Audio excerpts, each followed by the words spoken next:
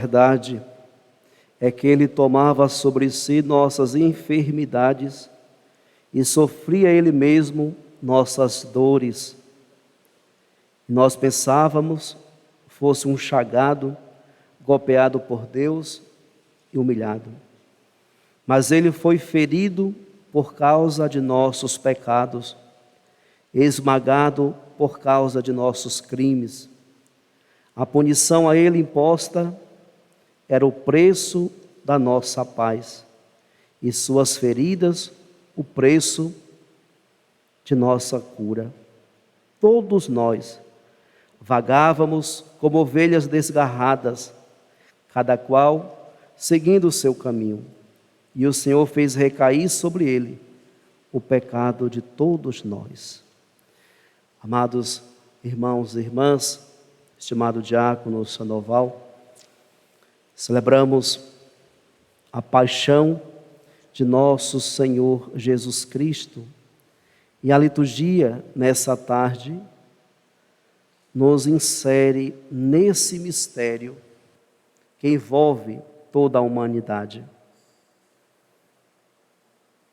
No livro do profeta Isaías, nesse canto do servo sofredor, relata justamente a causa que este servo sofreu, o motivo que ele morreu. A profecia não fala que é Jesus. O profeta fala de um servo. No entanto, quando nós olhamos para os acontecimentos, e aí o Evangelho são fatos históricos da vida de Jesus. Então são dois textos que eles estão bem entrelaçados. Enquanto um é profecia, o outro são fatos históricos. Então na profecia, o profeta relata todo o sofrimento de um servo, e ele sofreu em função dos nossos pecados. Ele sofreu, foi chagado, foi humilhado, foi ferido, foi condenado justamente para salvar a todos nós. Ele sofreu a punição que lhe foi imposta para nos conceder a paz. Para nos conceder a paz. Foi ferido por causa dos nossos pecados, esmagado por causa de nossos crimes. A punição a ele imposta era o preço da nossa paz, e suas feridas, o preço da nossa cura. Então, amados irmãos e irmãs, esse servo sofredor sofre não por seus pecados, mas sofre pelo pecado da humanidade, pelos nossos pecados. Pelos nossos pecados. Foi atormentado pela angústia e foi condenado. Jesus, quando sobe no Jardim das Oliveiras, e São João faz questão de iniciar essa narrativa da paixão de Jesus falando do jardim, e conclui a narrativa da paixão também falando do jardim. Então, percebemos uma relação muito grande deste Evangelho de João com o jardim do Éden, onde o povo pecou e foi expulso desse jardim. E quem abre as portas e dá acesso de novo a esse jardim é tão somente Jesus Cristo, o servo sofredor.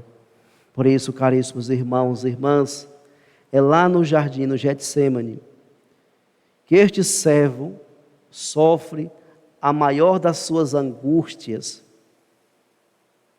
O evangelista vai dizer que ele deixa os 3 discípulos, sobe mais um pouco e, orando, ele sua sangue. Tremenda foi o seu esforço, a sua oração, que o seu suor, que os seus poros dilata e começa a sair o próprio sangue. Então Jesus se entrega, ele vai vivendo o que nós ouvimos na carta aos Hebreus, mesmo sendo filho, ele é obediente. Então Jesus vive essa obediência ao Pai, sofre, passa por todo o sofrimento, mas não abandona a missão de nos salvar. Por isso, caríssimos irmãos e irmãs, ao nos reunirmos nessa tarde, para refletirmos a paixão de nosso Senhor Jesus Cristo, nós devemos confrontar essa paixão com a nossa vida. Podemos, ao ver tanta dor e tanto sofrimento em que Jesus viveu e suportou, e correlacionar também com a vida da humanidade hoje. Uma humanidade que está sofrendo, uma humanidade que está gemendo de dor, gemendo em suas feridas, mas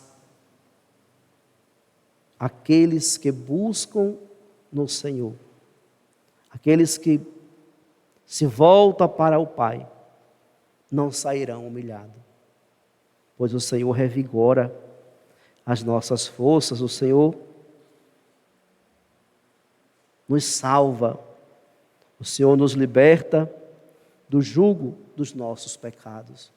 Por isso, amados irmãos e irmãs, que nós possamos silenciar o nosso coração, contemplar o mistério da paixão do Senhor e reconhecer que esse sofrimento, que essa dor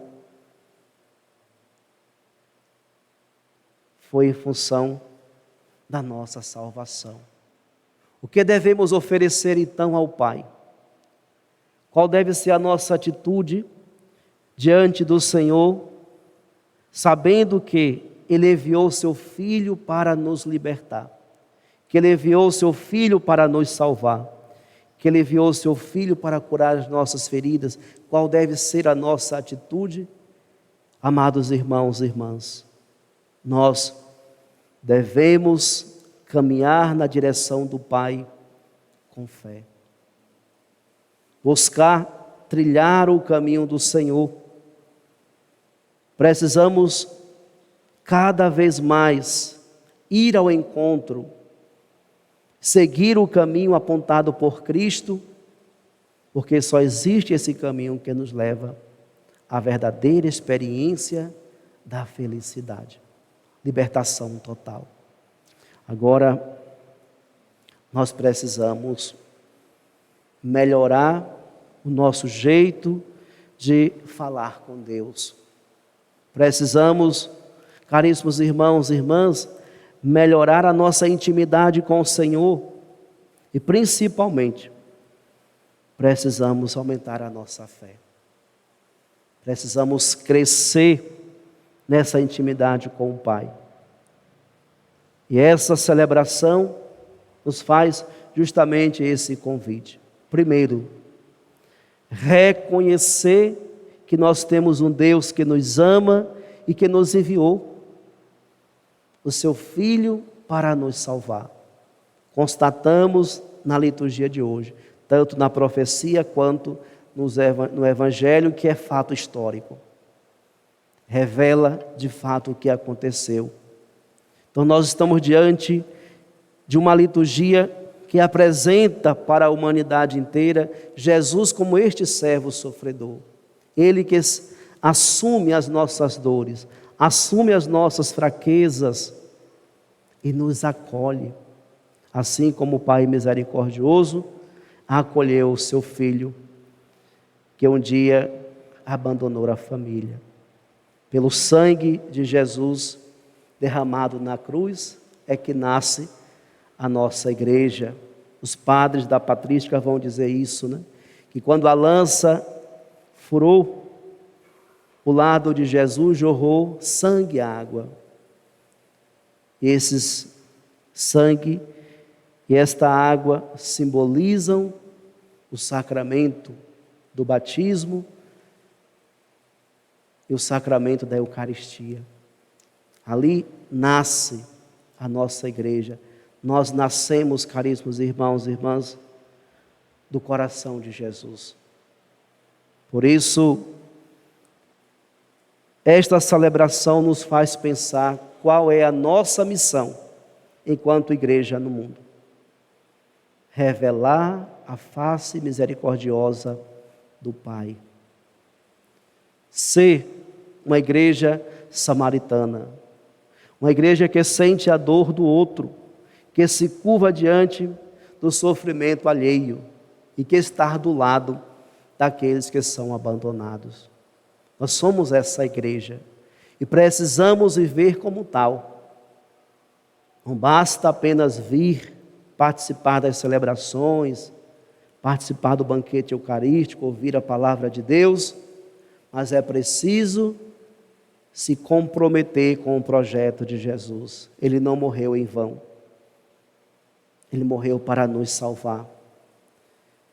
E na vida missionária, pastoral da igreja, Jesus continua salvando a humanidade. Jesus continua nos salvando. Por isso, a missão de Jesus nunca termina. Porque a nós, batizados, a nós que somos enviados pelo sacramento da Crisma, é conferida essa missão de dar continuidade à missão salvífica de Jesus no mundo, revelando o amor do Pai. Que nós possamos então, caríssimos irmãos e irmãs, com um coração cheio de fé, cheio de amor, cheio de alegria, cheio de esperança, continuar revelando o Cristo Jesus que nos ama. Por isso, o nosso coração não deve haver espaço para o ódio. O nosso coração não deve haver espaço para a inveja, para o desprezo, para a maldade. O nosso coração deve ser habitado tão somente pelo amor de Deus. Que possamos olhar para o servo sofredor. Sofreu, foi humilhado, mas permaneceu sereno. Não desviou o rosto dos bofetões, das cusparadas, mas ele permaneceu firme, porque ele sabia: do Senhor é que vem o meu auxílio, do Senhor é que vem o meu socorro. Então, diante das humilhações desse mundo, diante do sofrimento que o mundo nos causar, precisamos permanecer como o nosso Mestre permaneceu, serenos, firmes, pois nós sabemos que não sairemos humilhados, pois é do Senhor que vem o nosso socorro. Louvado seja nosso Senhor Jesus Cristo. E seja louvado.